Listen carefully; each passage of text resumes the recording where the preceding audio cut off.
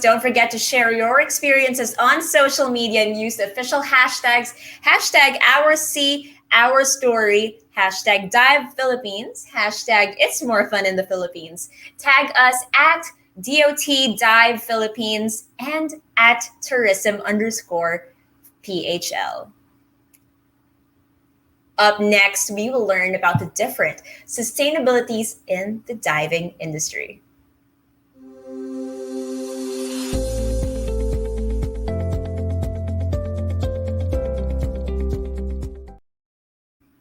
She has escaped the corporate world to pursue sand grains around the world. In her journey, she has guided divers and held numerous marketing and management roles in various aquatic nations. Everybody, let's give it up for Miss Ronnie Ben Aharon.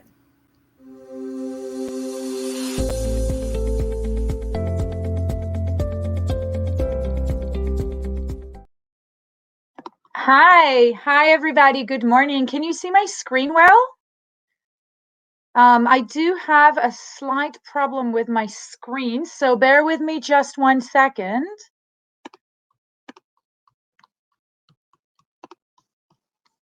Jesus Christ.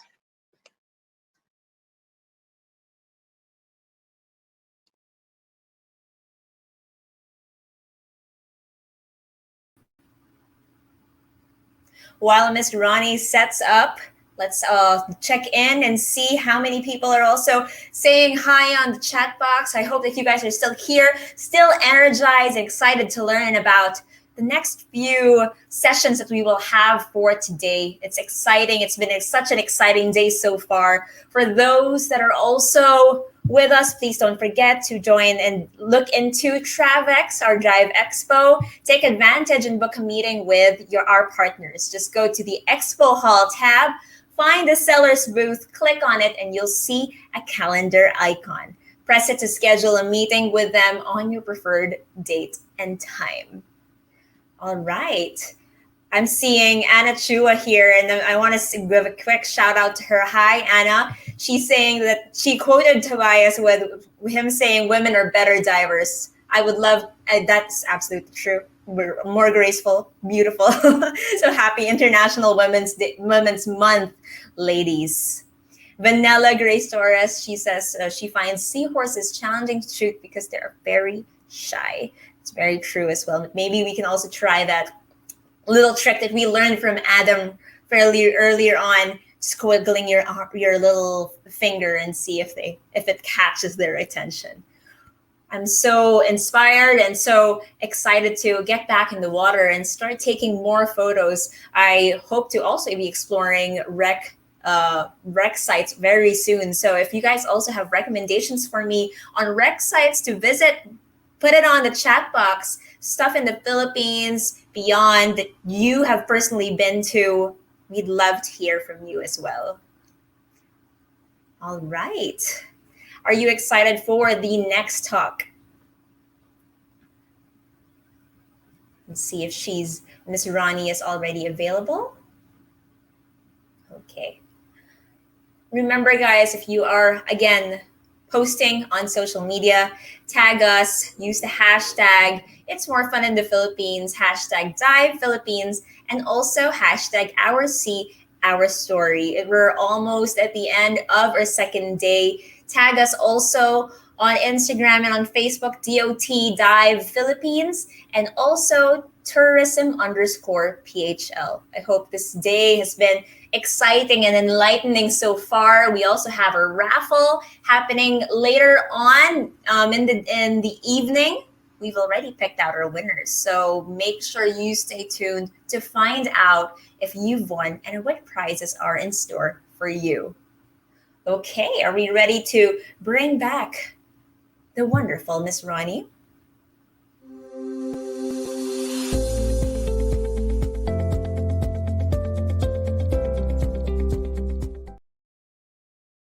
Hello, how are you? I apologize for the strange delay. My screen has turned pink, which is quite interesting. So I just want to verify with the presenters. Can you see my screen well? Is everything okay? Yes, no, maybe so. Just put it in the chat if you can see my screen and everything is working properly. Awesome. So why don't we dive straight in? So what I want to talk to you today about is about sustainable tourism practices in the dive industry. And the talk today is really not about what precisely everyone is doing and what are the latest trends. It's more of a conceptual talk and the idea of how do we look at sustainable tourism by and large? And after that, going into a specific business case and finishing off with what you can do to ensure that your dive tourism dollars and time go to a place that supports a greater good. And so, awesome. Let's dive in. So, sustainable tourism practices in the dive industry. So, the big question is what defines sustainable tourism? And I was actually really lucky in FedEx last year. We had a talk about sustainable tourism. And one of the things that I realized during this talk was that I had always had a very narrow-minded view on what sustainable dive tourism is. I never thought outside the box. I always thought that sustainable dive tourism means something about the environment, right? This is what we're trying to do is we support the ocean, we ensure there is zero trash or whatever it is, waste management or whatever it is that we do, sustainable fishing and whatnot. But once I started thinking outside the box, I learned that, in my opinion, I think sustainable tourism has three different tiers. The first one, and of course the most obvious, is about the environment, right? Because this is actually what we are all here to talk about and think about. However, the people are a very important factor in sustainable tourism because if we only look and focus on the environment, we're leaving behind the greatest impactors of the environment, which are the people. So we have to try to integrate people in, and it's people are not just individuals, but it is also the community in which we operate. So three tiers into sustainable tourism: the environment, people, and the community. And let's dive into these tiers. So, the environment, what can we do when we're thinking about diving and sustainable tourism? When we marry the two, what are we getting? We're talking mainly about protection, right? What can we do to protect the big blue? What can we do to protect the environment? Whether it is on a smaller scale, whether it is on a bigger scale, whether we as individuals decide to recycle and not use plastic as much as we can, and what can we do as businesses and dive tourism to support and protect the environment. So when we look at the environment, we're not just looking at the ocean, although it's very easy to think about that. We look at what we can do on land in terms of our facilities and our activities, what we can do in the ocean, right? And of course, when we talk about protection, it's not just about what we can do, but how do we get to what we do? How do people know about what we do and know what it is that they need to do, right? So, this is where education comes in. So, when we think about the environment, the tiers are protecting the environment and then educating about that protection and its importance. So, when we look at environment protection as a business that operates in beautiful tropical islands, of course, the photo that you see here now is taken in Porto Galera on the island of Mindoro. It is it's the next island south from Luzon, the biggest island of the Philippines.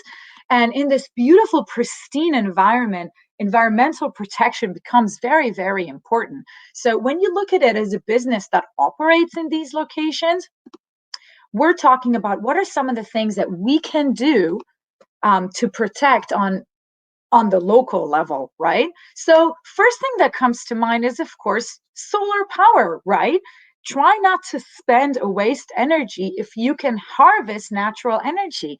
So it's not just solar panel power, it's actually on the island of Negros, which is the fourth largest island of the Philippines, located in Visayas areas in the south, where we have Atlantis Dive Resorts has another resort. We have one in Porto Galera and one in Dumaguete. In Dumaguete, actually, most of the power on the island and surrounding island comes from a geothermal plant. So not just solar power, but green energy as much as we can. And then we talk about the toiletries. So when you go to a hotel, right, one of the nicest things is that you get these little bottles and you go, ooh, this is so great. We love using these little shampoos. Well, guys, actually, they're horrible. When I travel, and I travel quite a bit, I have my own shampoo bottle and I fill it up with bigger shampoos when I get back home because the plastic waste is insane. And then you think about the runoff, everything that goes in the ocean from the septic tanks or what from the shower water and whatnot. So really think about what you're looking at, biodegradable toiletries, right? So whether the packaging and the content is biodegradable as much as we can. Third thing to think about is recycle and compost. Compost is one of the easiest things to do in the tropic. Yeah, it can stink a little bit and you have to manage it very well. But when you think about the waste that comes out of the kitchen of a restaurant and a hotel, about half of that can be discarded as compost. And then you can reuse that soil for planting and for nourishing the rest of the grounds at the hotel or even at your house. I have a compost in my house, right? And recycle, of course, when you think about separating plastics and paper and other sort of trash, because as you guys all know, especially in third world countries, we have a lot of landfills, right? So the more you minimize the waste that goes into the landfills, whether it's cans or glass or plastic, nylon, paper, whatever, if we can separate the trash as much as we can, we are helping the environment as a business and as individuals. This is a really big topic in the Philippines, the septic runoff to the ocean. Most people, when they go on a dive vacation in remote locations, they're not even thinking, hey, when I flush the toilet, where does the water go? So I'm sure you guys all heard of the island of Boracay and its very quick closure for a very long time. So the concept, one of the reasons that it got closed so fast is because it was a beautiful island, a remote location, pristine beaches, and hotel after hotel after hotel after hotel with no construction governance whatsoever. Hotels used to run septics right into the ocean, minimal treatment, and off they go to the ocean. That, of course, as we all know, apart from when you think about it conceptually, it's a little bit disgusting, but it's also harming, very, very harmful for the reef. And so one of the things that the Philippines is doing really great on is all the different little islands and the municipalities are really pushing the hotels not to run their septic runoff to the ocean, but have adequate treatment plants to treat those water. And then, of course, and the most obvious is ban single-use plastic, right? As much as we can, please not using reusable cups and plates and silverware. And thank God, no plastic straws for as much as we can. Literally, if you go to a place and you see them, you're sitting on the ocean and you're sipping from a plastic straw, something is totally wrong with that image. So we talked a little bit about what we can do for the environmental protection. Now let's talk about the ocean protection, right? Still in protecting the environment here. In the Philippines, we have an amazing concept called marine protected areas. We have over 1,500 marine protected areas in the Philippines in various sizes. And those areas are by and large no take zone. So that means that fishermen do not go into these areas.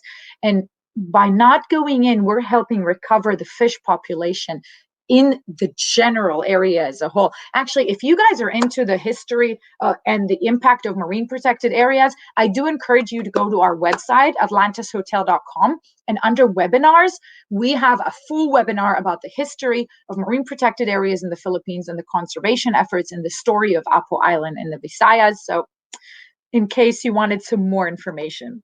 And of course, we talk about when we think about these marine protected areas, tourists that come to dive in those areas are expected to pay fees. Those fees are used to sustain, excuse me,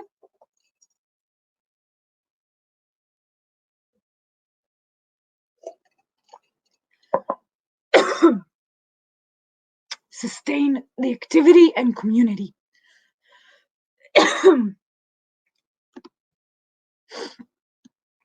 So another thing that we can do for ocean protection is adopt a dive site. As a resort, as a dive operation, we can take a location and say, this is our dive site. We are adopting that dive site.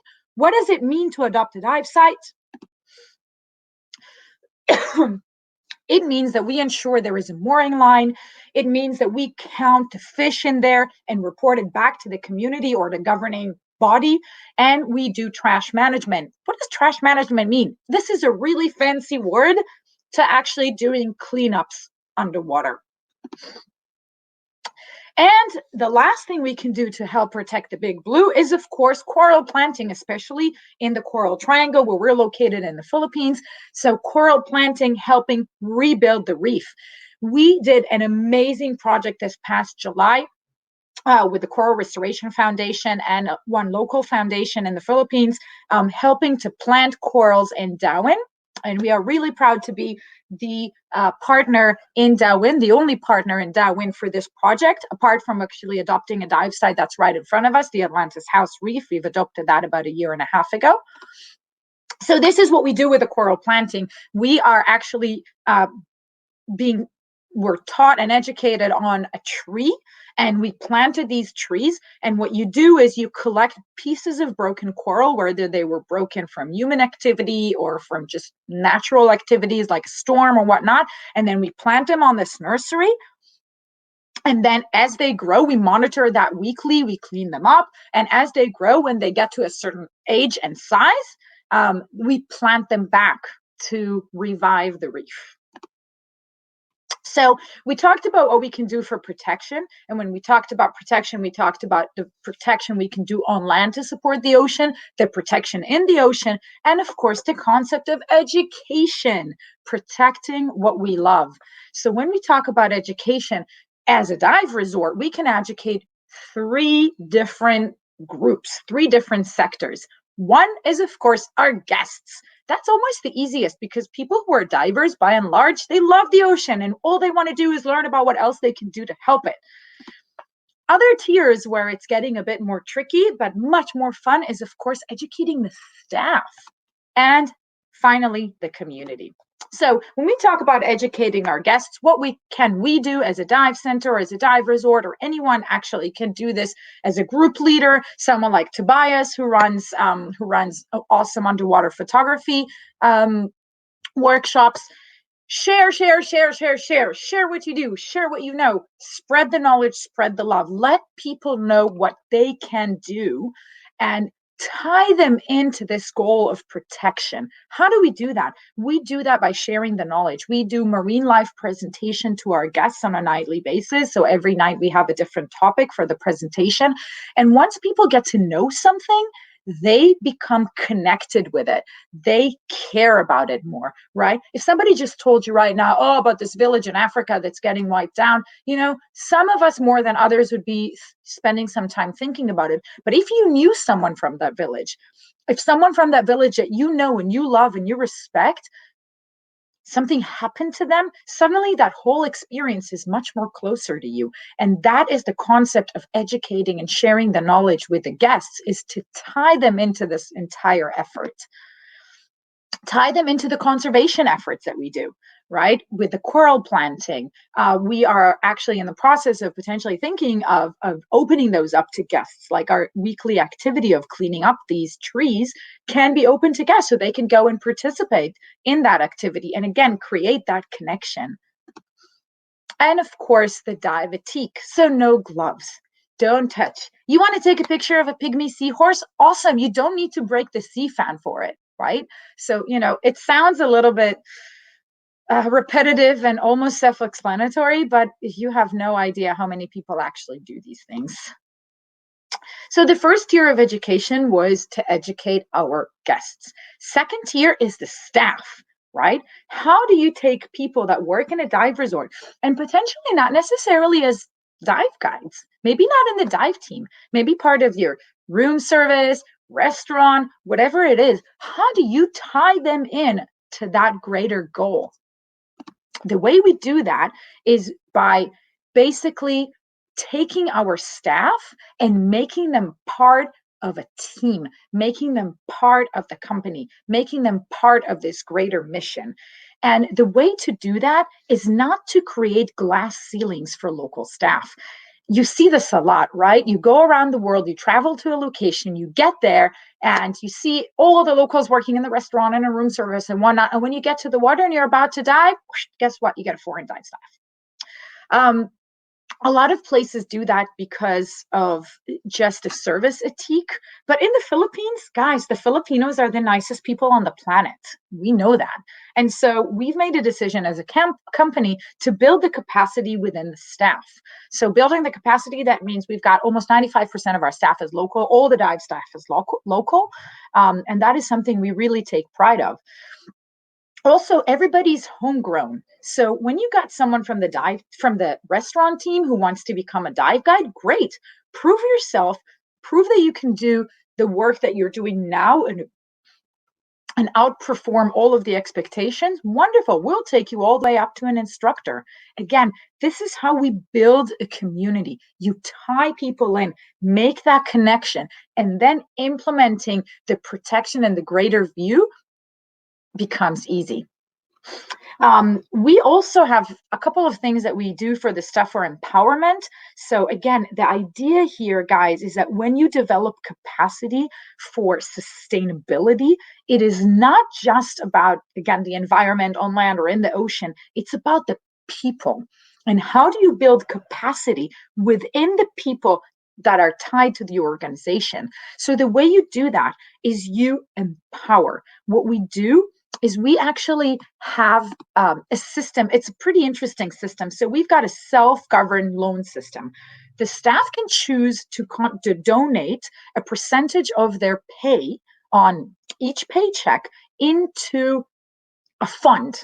That fund is being governed by the staff themselves. So there is an elected few. We have 140 staff in the Philippines. So there is an elected body of staff alone, no management, no ownership, staff alone. And then that body governs the fund. So let's say now somebody in the Philippines, one of the staff wants to build a new roof, right? What can they do? Well, they can go to the bank and ask for money. Well, guess what? Lots of people don't have a bank account or don't have the capacity to show that they can return the loan. So what they would do, 99% of the cases, they will come to the employer and say, hey, can I get a loan against future salaries? Right? That is very, very normal in the developing world. Well, instead of that, why don't we create this fund where everybody can apply for a loan, receive that loan, and then pay it from future paychecks with no interest? So that is the concept of the self-governed loan system. And again, you're building the capacity within the staff to actually govern that, run that, and think every time somebody asks for money, whether they want to give it or not, right? You take out the decision from the employer and place it at the hands of the people. And apart from that, we also have a notion, what we call, we've got your back. We have a medical fund. It's an endless medical fund that our owners have placed in, and in severe medical circumstances, they support surgeries and whatnot. I don't want to go into details because that's very personal of things that we have supported in the past, but those were things that were life-saving, and we're not on a loan-based system. So what do you do when you do that? When you build the capacity in the staff, what it is that you are enjoying? First and foremost, you create a family. So guys, this is Alfred and this is Junior, the ones on the left and on the right. They have been with Atlantis for over 10 years and started as tank boys, and they're now instructors. So everything comes together, right? People that have worked for Atlantis have been working there for a really long time. And when you create that family, you create that notion of pride, the sense of a community within the organization, that is priceless. And that is part of the sustainability that we all desire and want to achieve. Of course, when you think about it, then you get the retention rate. As an employer, you say, wow, if people stay longer and we are creating the family, people are part of the notion of making the organization successful, right? You want your family to be successful, right? If you're in your own organic family, you look at your brothers and your sisters and you take care of them, you take care of your parents, and you want everybody to succeed in life. It's exactly the same thing if you create a family within the organization. And again, when you think about that as a sustainability topic, creating that family, taking care of the people who are part of that family is a way to sustain the business and a way to sustain the people within the business and largely sustain the entire operation. And of course, happy staff, we all know it as happy guests. If people are going to work and they love what they do and they believe in what they do and they believe in where they are, it's obvious results that you will get happy guests. And that's, of course, is what we all aspire to. So we talked about the different tiers in the people section, right? We've got your staff, that is one tier, and then we've got the greater community. So of course, when you have a dive resort in most of the remote locations in most of the third world countries, they are immersed into a local community. A lot of times that community is hidden from you as a guest. Don't be like that. Don't be one of those people who go to a resort and never leave.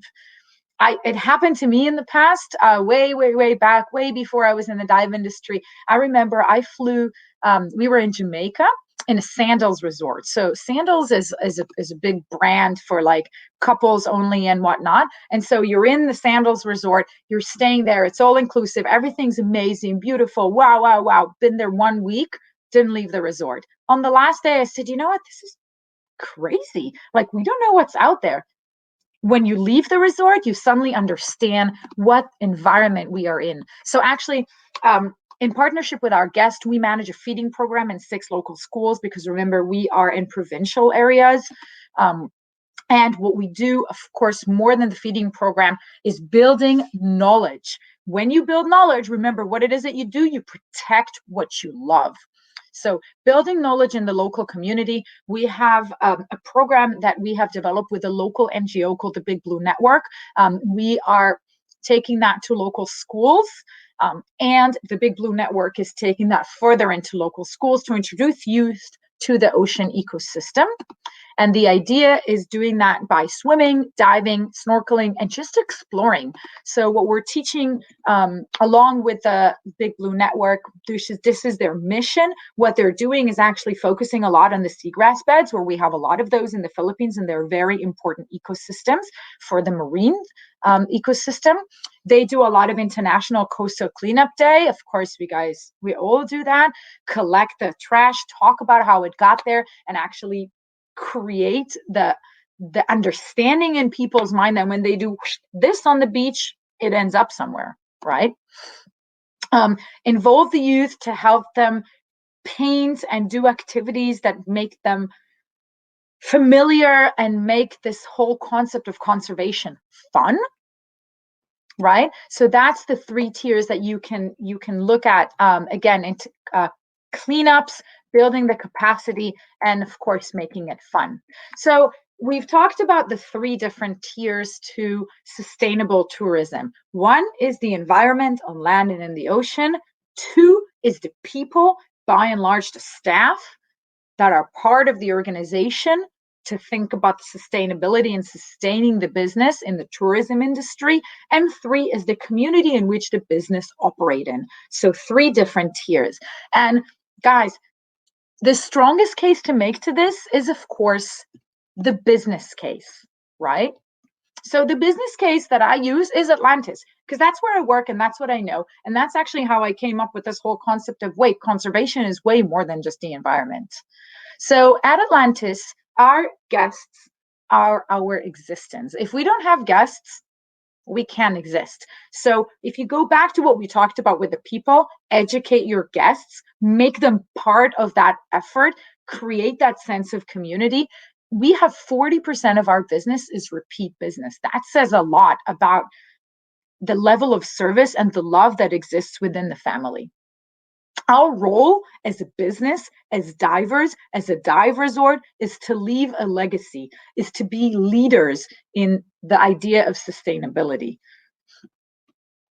And question, of course, is if you look at it, and we talked about the environment, the people, and the community. And as a business, remember, retention rate for the staff makes happier guests. Staff that are committed to what they do makes happier guests. Involving your guests in your efforts and educating them makes happier, more knowledgeable guests. So the question is, what can you do as a diver? What are the things that you can do? Well, you know what? The first thing that you can do is ask, what can I do? Right? That is the first thing. So when you go out of your way and you don't just look at your dive vacation and say, hey, can I just go diving, not think about anything else and see a trash in the water and go, oh, this is terrible. No, ask yourself what you can do to prevent these things, to be part of the change. Learn about the destination that you're going. Where is it? What is their GDP? What are people making their living from? Is it a third world country? Is it a developing country? What's the average salary? Educate yourself a little bit about the destination so you have an idea. What are some of the marine conservation efforts that they do?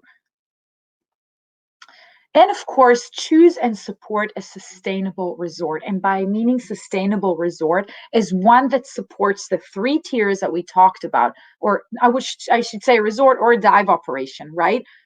Environment, on land and in the water, people, mainly staff, and you as a guest, and the community as a greater whole.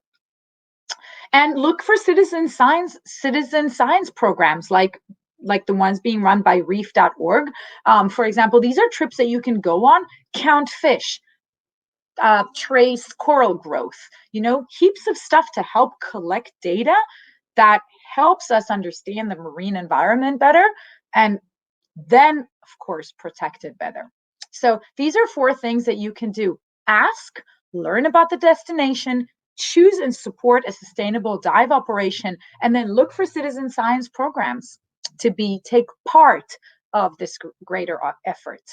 So we're waiting for you guys. This is it. This is all I've got to tell you today. I hope you really, really, really enjoyed this, and actually maybe it helped you just put a different kind of glasses and think about, okay, hey, we are part of this greater thing. How can we see the greater thing and do stuff for the greater good of the ocean? So thank you very much for joining. We can turn it back to Kat for some questions. Ronnie, thank you so much for that. Honestly, I also love your energy while you were presenting. I was just like, oh my goodness, I love it.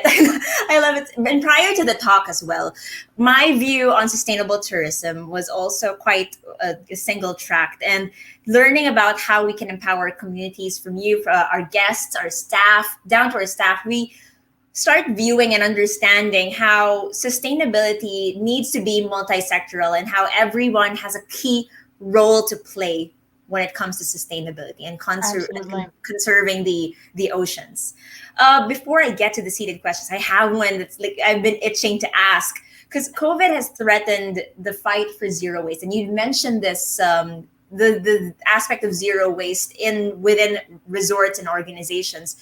But now safety is the number one concern for many guests, maybe also of health agencies and LGUs. Mm-hmm. We're seeing requests of plastic straws, disposable utensils, disposable face masks.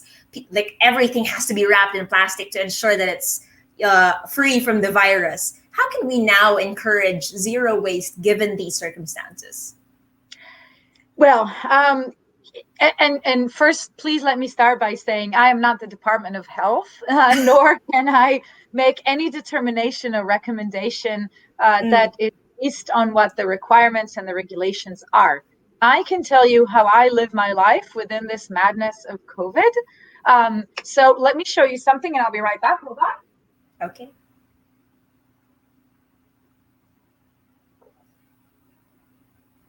Right. So first and foremost, reusable masks. I cannot, for the life of me, emphasize this enough. And everybody says, oh, it's not as safe as the surgical mask, and oh, this is not as...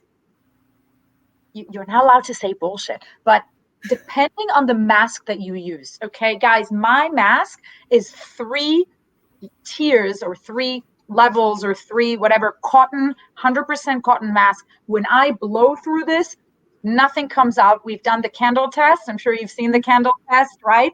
So when you think about reusable masks, don't go for the cheap one that don't mean anything. Buy these, buy 6, wash them every day. This is what I do. I wash them every day. And actually, funny enough, reuse surgical masks can also be washed, that, and reuse. So that's one thing. The other thing is when you think about that, this is another regulation that we're looking towards the Department of Health and the Department of Tourism, is what happens with snorkel gear and dive gear. So is everyone going to be expected to bring their own dive gear now? But not everybody has that. Not everybody has a snorkel. So are they going to have to purchase that if they want to go snorkeling for one day? So, in other countries, you are starting to see regulations that come out. So you need to put a big tank. Of course, you wash them. And after you wash them and you put some antibacterial stuff in the water, then you have to spray them with the alcohol gel. So why should it be any different for straws? Why should it be any different for utensils? So as long as we create that notion that things can be reused and it's not plastic, plastic, plastic, then yeah, we will not be able to eliminate it. Absolutely not. I mean, especially in Asia, come on.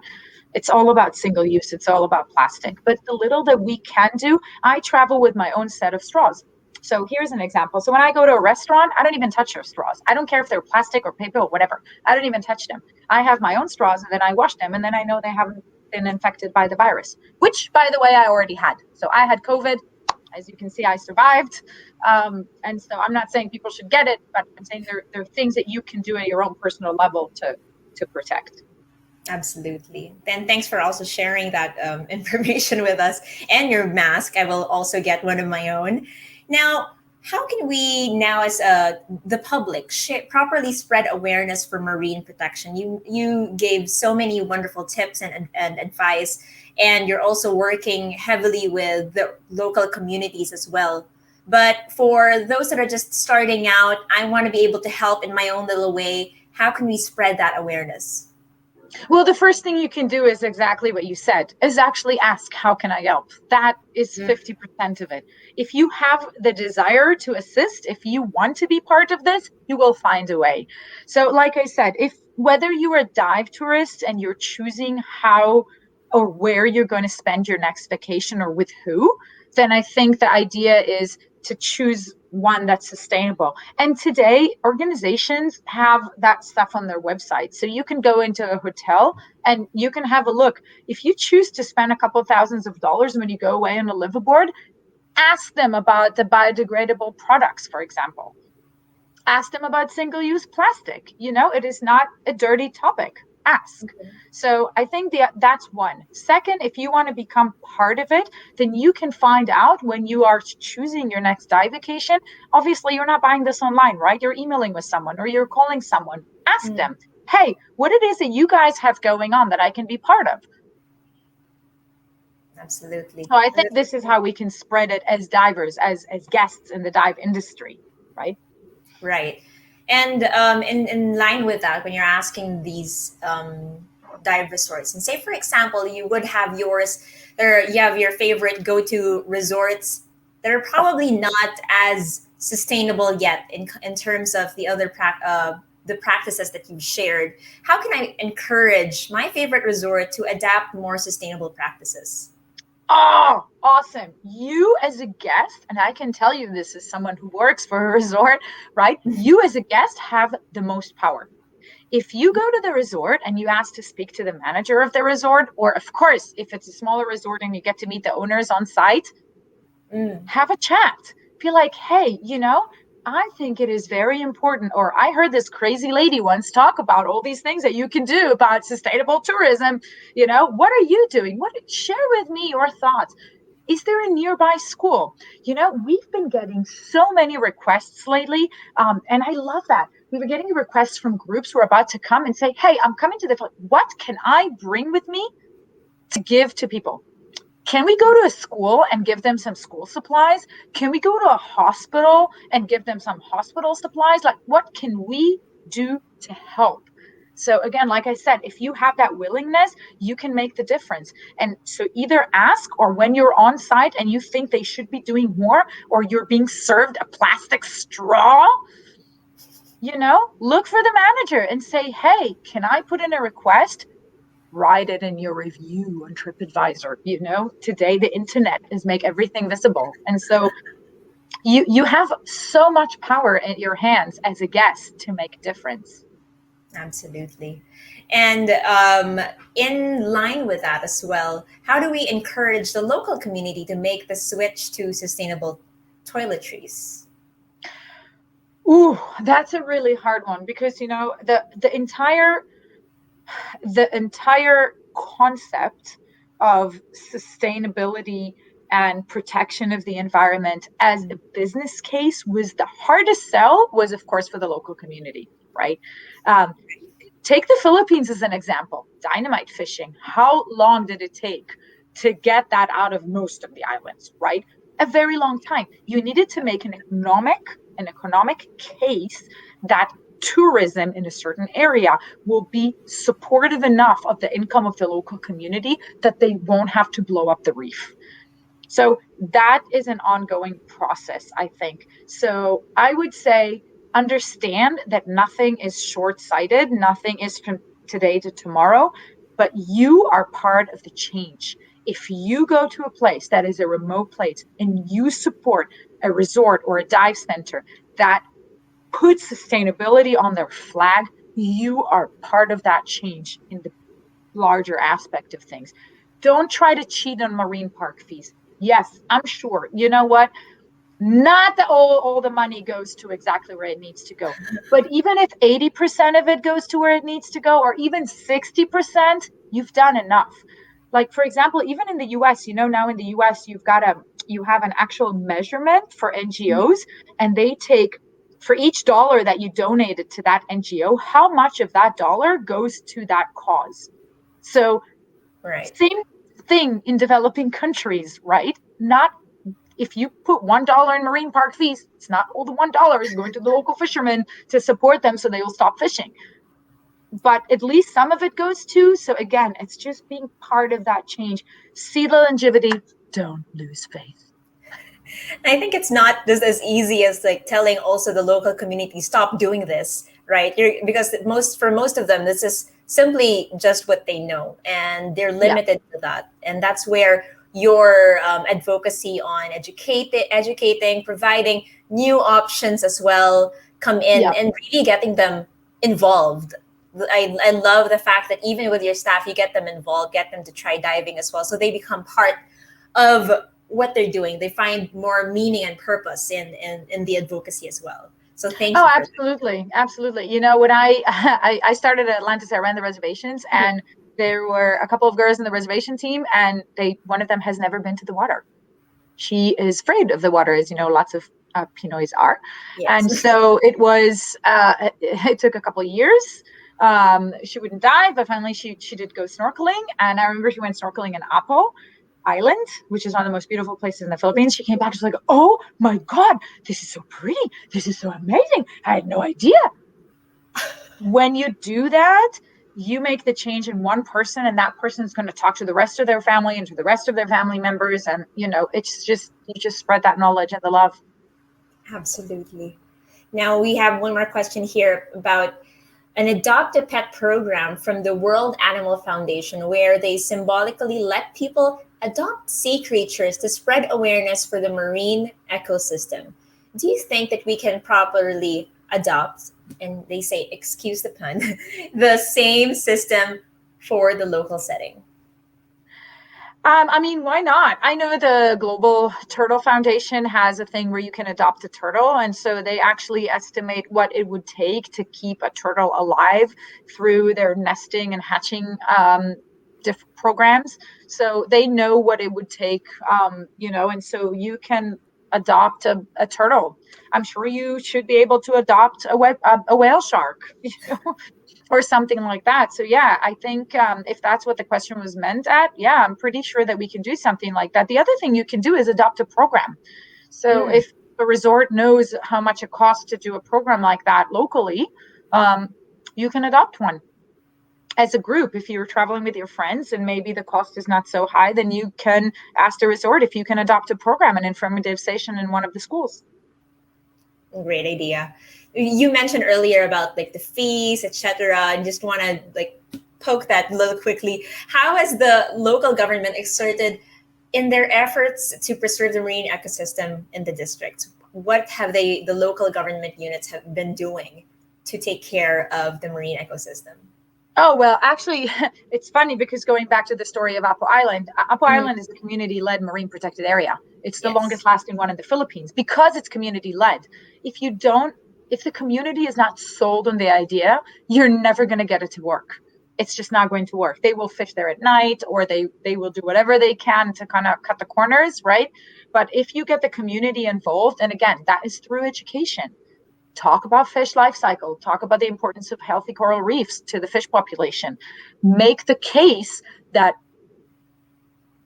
ocean conservation will result in more fish that people can eat later. So, once you involve the local government unit or the local business unit, whether it's where the marine protected fees are going, whether you actually see how they sustain the dive sites and put mooring lines and whatnot. So Got it. I hope that answers your question. It answered it perfectly. Now, on to my last question. For those, and I'm sure there are many that are watching today, are dive resort owners, also from suppliers, etc., and partners that we have here in FEDEX. If they want to learn more about, or say possibly take a course on sustainable tourism, where would they go? Um, yeah, there's really no one place. I mean, I hope you guys are recording that so people can actually go to it. But it's all, I think, citizen science organizations that use citizen science as a project, like reef.org, like Morocco, which is a UK based NGO. Yeah, anyone that does citizen science, the Explorer Club, different aquariums in the States that have citizen science programs, and you have those outside the ocean. That's actually way more, I was part of a community like that, or an effort like that in Costa Rica. We went and we looked at, we helped turtles, clean up the beach before the turtle female would come to nest, and you actually literally guard the eggs so locals won't come and take them. Yeah, so things like this. I mean, you could do this in aquatic programs or not, but I think if you find something like that, then yep, go for it. Thank you so much, Miss Ronnie. I share the story with you about quitting your corporate life to pursue this meaningful advocacy. I have done the same, and I see, I'm now all the more excited with all the wonderful things that we can do when we are promoting sustainable tourism and involving everyone. It's inspiring for me, and I'm sure it's inspired so many of our viewers today. Thank you very much. Absolutely. Thank you guys. Bye.